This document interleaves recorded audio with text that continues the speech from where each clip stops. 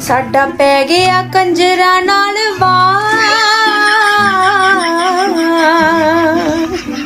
इलाज दसो की करिए सिर सत्ता चुल्लियां दी सवार।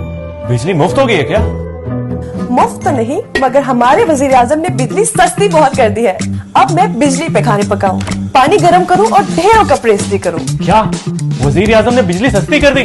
सेल सेल सेल, सर्दियों की शानदार सेल। वज़ीर आज़म मोहम्मद शहबाज शरीफ के आवाम के लिए बिजली सहूलत पैकेज, समझो लग गई बिजली पे सेल। मुल्क भर के सारिफीन के लिए 3 माह इजाफी बिजली के इस्तेमाल पर 24 रुपए फी यूनिट का फ्लैट रेट। बिजली सहूलत पैकेज की सस्ती बिजली से अब सनदियों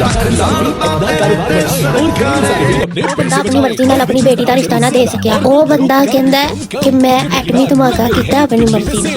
बिजली के